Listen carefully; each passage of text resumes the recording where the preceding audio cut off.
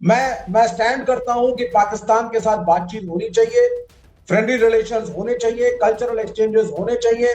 कभी पाकिस्तान का डर दिखाते हैं, कभी उसी पाकिस्तान को डराने की बात करते हैं, कभी घर में घुस के मारने की बात करते हैं।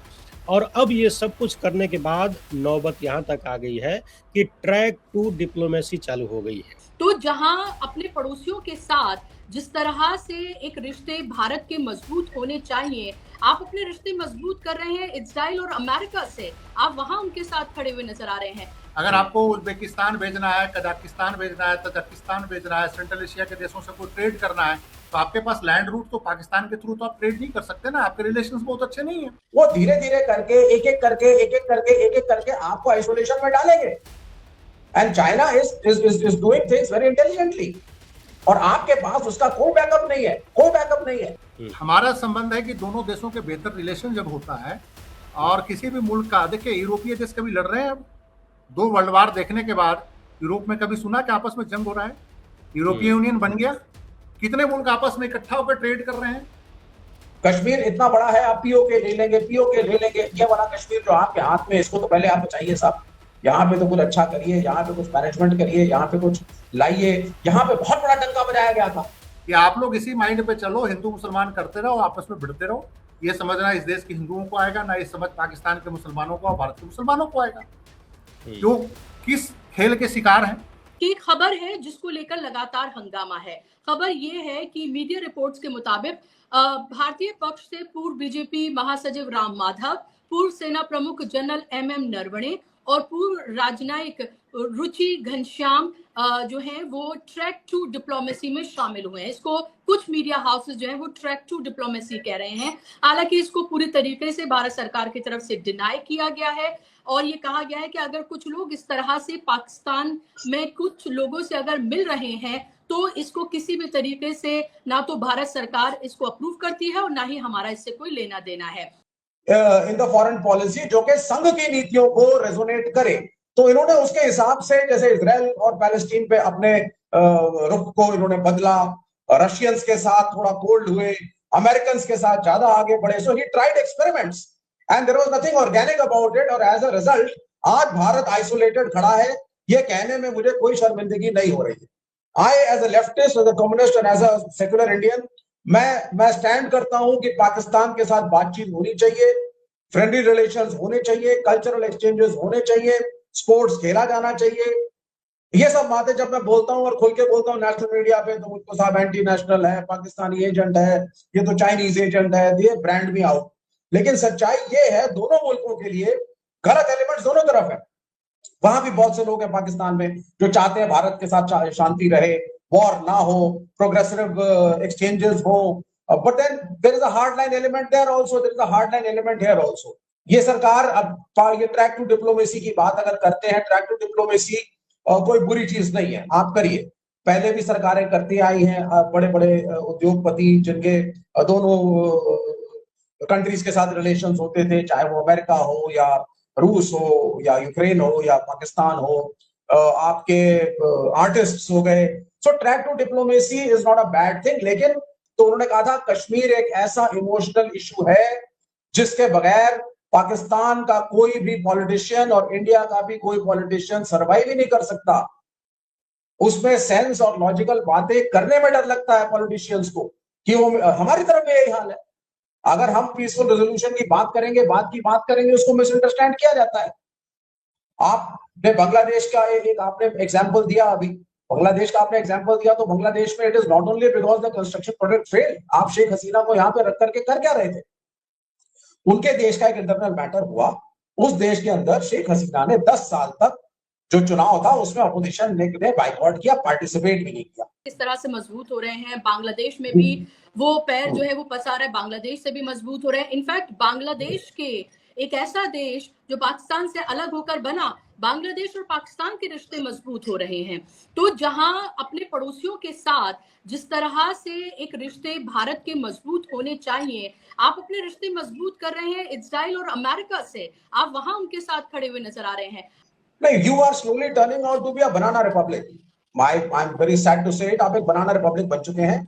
आपकी foreign policy Ram Madhav decide करेंगे, वो जाएंगे, वो बात करेंगे, वो क्या बात करेंगे, किस इशू पे बात करेंगे, किसी को नहीं मालूम है। उसके बाद फिर आपका जो है ईरान, आप अचानक जो है नरेंद्र मोदी साहब को लगा that everything that is Islamic और everything that is Muslim every country, हम भाई थोड़ा सा एक अलग स्टैंड लेकर के डोमेस्टिक हिंदूज को दिखाएंगे कि देखो वी आर द बिगेस्ट राष्ट्रवादी। तो ये गए साहब, ये ट्रंप और इजराइल के साथ ये खड़े हो गए। पैलेस्टीन को बिना कहे इन्होंने एक तरीके से डेनाउंस ही किया है। आप इजराइल जाते हैं, आप अवार्ड लेते हैं, आपको पता है कि अमेरिका और इजराइल ईरान के ऊपर हमला करेंगे, आप यहाँ पे चले आते हैं, कंबल ओढ़ के मुंह छुपा के बैठ जाते हैं, वहां के सुप्रीम लीडर को मारा जाता है, इस देश की तरफ से एक संवेदना का एक स्टेटमेंट नहीं आता, नो क्रिटिसिज्म, नो कंडोलेंसेज, आप चुपचाप बैठे रहते हैं, आप माला जपते रहते हैं। 2 दिन हो गए, 3 दिन हो गए, 4 दिन हो गए, अमेरिका खत्म कर देगा ईरान को, फिर मैं कंबल से बाहर निकलूंगा and I will endorse America, and that doesn't happen finally, आप फिर मुंह की खाते हैं। So I mean the way they are acting, the way they are behaving, ये इनको जो है ये एक बिजनेस कम्युनिटी से ज्यादा इंप्रेस्ड रहे हैं honourable prime minister of India.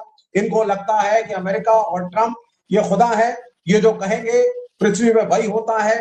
Development का मतलब होता है पूंजीवाद, endorsement of the western American culture and it's business policy, उसी को यहां इमिटेट करो, अपने रेलवे स्टेशन बेचो, अपने एयरपोर्ट बेचो, अपने बिजली के कारखाने बेचो, your power supply distribution network, I mean sell it.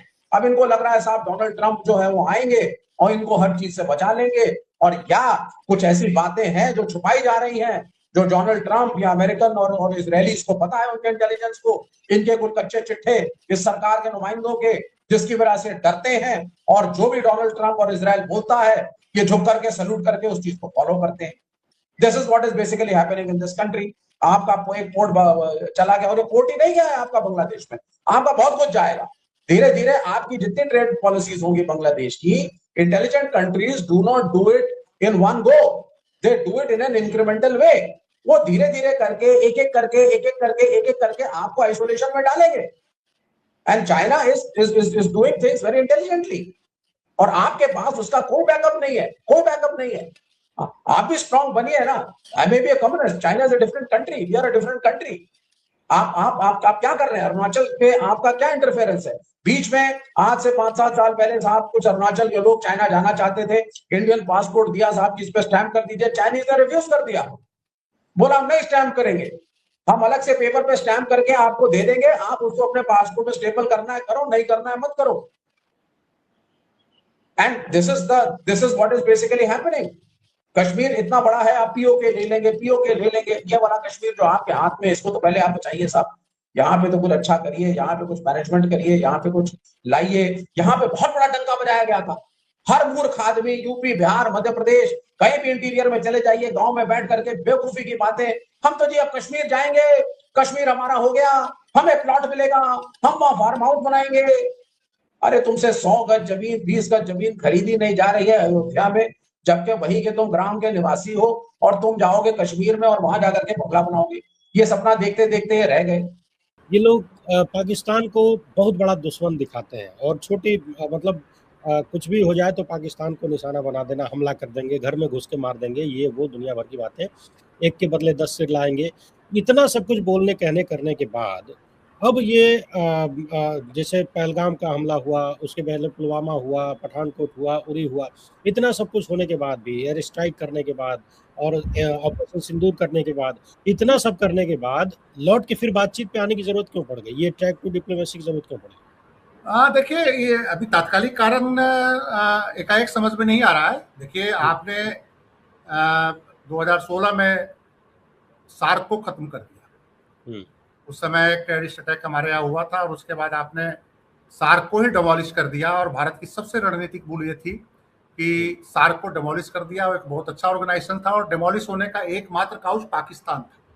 और वो समझ में नहीं आया कि उतना ही एग्रेसिव आपके प्रति चाइना है, लेकिन चाइना के खिलाफ आपने कभी बोला भी नहीं, और चाइना से नहीं है कि उससे ज्यादा है। हाँ, पैरेलल जारी रखी आपने डिप्लोमेसी, आपने ट्रेड भी जारी रखा। अब तो लगातार आर्टिकल्स आ रहे हैं कि अभी जो हमारे जो एनएसए और उनके जो फॉरेन मिनिस्टर से जो बातचीत हुई है, वो उसमें कहा गया है कि अलग अलग फ्रंट पे हम लोगों को सहयोग करना चाहिए। सीमा विवाद से अलग, सीमा विवाद चल रहा है, उस पर आप बातचीत करते रहिए, उससे अलग हमें एग्रीकल्चर में उससे अलग, आर्टिफिशियल इंटेलिजेंस में उससे अलग, इंफ्रास्ट्रक्चर में हम लोगों को सहयोग करना चाहिए। तो यही बात पाकिस्तान पे नहीं आती, ये जब बात होने लगती है पाकिस्तान पे तो नहीं आती है। और जहां तक कश्मीर की बात है, एक ऐसा इशू है जिसपे दोनों देश सहमत नहीं है, लेकिन हम ये भी नहीं भूलते कि कश्मीर में एक थर्ड पार्टी तो चाइना जबरदस्ती बना हुआ है, पीओके के अंदर उसका इंफ्रास्ट्रक्चर का प्रोजेक्ट चल रहा है। वो एक स्ट्रेटेजिक जो सपोर्ट पाकिस्तान को जो चाइना से मिल रहा था वो लंबे समय से उनको मिल रहा है, उनकी आर्मी को। लेकिन एक इम्पोर्टेंट सवाल है कि जो कश्मीर को आपने एक बहुत बड़ा इशू बना रखा है, तो वो कश्मीर में चाइना इस समय जबरदस्ती तीसरा पार्टी बना हुआ है, क्योंकि पीओके में उसका इन्वेस्टमेंट हो चुका है। चाइना पाकिस्तान इकोनॉमिक कॉरिडोर के तहत चाइना ने वहां पर रेल लाइन से लेकर सड़कें तक बना दी है, और अगर कल को अगर आप पीओके लेने की कोशिश करेंगे तो चाइना उसमें बीच में आएगा, उसका क्योंकि इन्वेस्टमेंट है।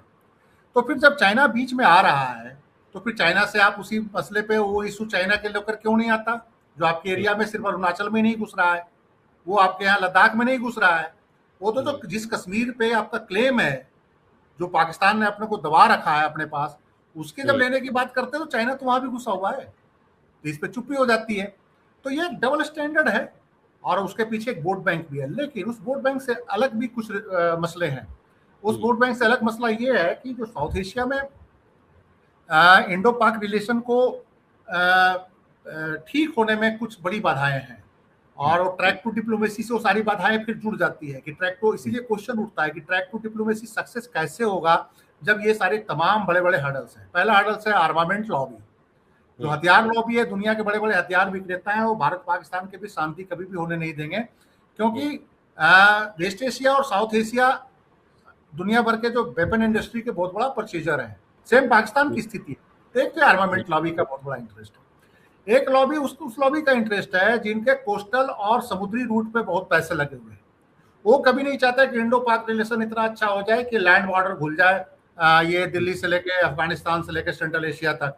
अगर ये लैंड बॉर्डर बहुत स्मूथ हो गया तो इसका जो सबसे ज्यादा नुकसान होगा वो उस लॉबी को होगा जो गुजरात से लेके बॉम्बे से लेके साउथ तक के समुद्र में अपना पैसा लगाए हुए हैं, और उन्हीं के पैसा जो दूसरे कोस्टल एरिया में लगे हुए हैं, जैसे यूएई में जिनका पैसा लगा हुआ है, जिनका इजराइल में पैसा लगा हुआ है समुद्र के इलाके में, इवन की तो एंटी लैंड रूट लॉबी भी एक है।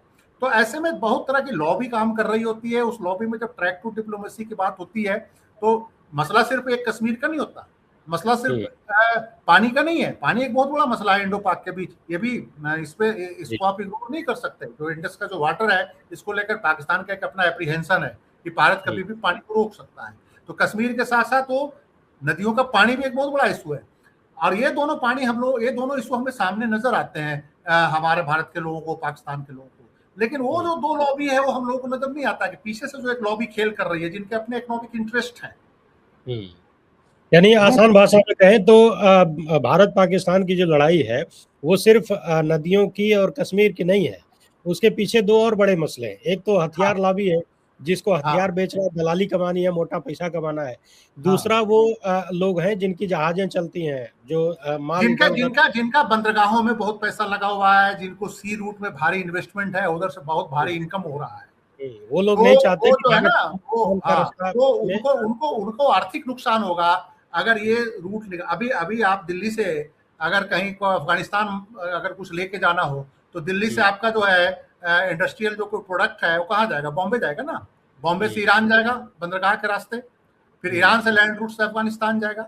अगर आपको उज्बेकिस्तान भेजना है, कजाकिस्तान भेजना है, तजाकिस्तान भेजना है, सेंट्रल एशिया के देशों से कोई ट्रेड करना है, तो आपके पास लैंड रूट तो पाकिस्तान के थ्रू तो आप ट्रेड नहीं कर सकते ना, आपके रिलेशंस बहुत अच्छे नहीं है।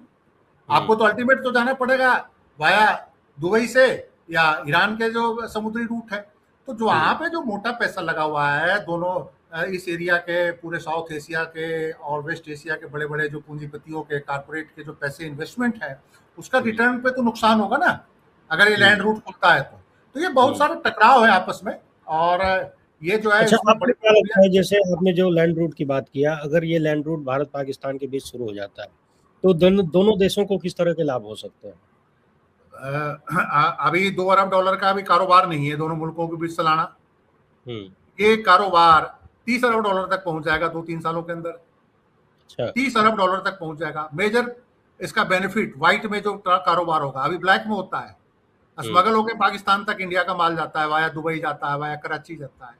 सीधा व्हाइट में जब लैंड रूट से जाएगा तो भारत के जो प्रोडक्ट हैं वो सीधा व्हाइट में आएगा, आपका ट्रेड सरप्लस बढ़ेगा हम्म, पाकिस्तान से, क्योंकि पाकिस्तान से आपने कुछ ज्यादा इंपोर्ट नहीं करना, आपने पाकिस्तान को एक्सपोर्ट करना। अभी पाकिस्तान का जो माल है चाइना वहां के बाजार में छाया हुआ है, चाइनीज माल से उनका बाजार पट्टा हुआ है, आपका माल भी वहां जाएगा। नहीं, भारत पाकिस्तान के रिश्ते अगर ठीक हो जाए, मान लीजिए कश्मीर वाला मुद्दा चलता भी रहे, वहां लड़ते भी रहे, लेकिन अगर व्यापारिक रिश्ते ठीक हो जाए तो एक साथ भारत चीन को झटका भी दे सकता है, पाकिस्तान को, और खुद को फायदा भी दे सकता है। हाँ देखिए, झटका शब्द का हम इस्तेमाल तो नहीं करें। हमारा संबंध है कि दोनों देशों के बेहतर रिलेशन जब होता है, और किसी भी मुल्क का, देखिए यूरोपीय देश कभी लड़ रहे हैं अब, 2 वर्ल्ड वार देखने के बाद यूरोप में कभी सुना कि आपस में जंग हो रहा है? यूरोपीय यूनियन बन गया, कितने मुल्क आपस में इकट्ठा होकर ट्रेड कर रहे हैं। यूरो करेंसी आ गया, क्या आप सोच सकते हैं कि भारत भी रुपया का इस्तेमाल कर रहा है, पाकिस्तान भी रुपया का इस्तेमाल कर रहा है, लेकिन कॉमन करेंसी का तो हम नहीं सोच सकते ना, जबकि 1947 से पहले हम लोग एक रहे हैं। बांग्लादेशी टका का इस्तेमाल हो रहा है। तो एक मतलब कि हमारा माइंड ही उस लेवल पे नहीं आया, हम अभी भी उसी माइंडसेट से चल रहे हैं जो माइंडसेट हम लोगों को ब्रिटिशियर्स या पश्चिमी ताकतों ने दिया था, जो उनके एजेंसियों ने दिया था, कि आप लोग इसी माइंड पे चलो, हिंदू मुसलमान करते रहो, आपस में भिड़ते रहो। ये समझना इस देश के हिंदुओं को आएगा ना, ये समझ पाकिस्तान के मुसलमानों को और भारत के मुसलमानों को आएगा, जो किस खेल के शिकार हैं। तो ये जो पूरी की पूरे जो एक जो वो है, उसमें झटका शब्द का इस्तेमाल नहीं कीजिए। उसमें ये होगा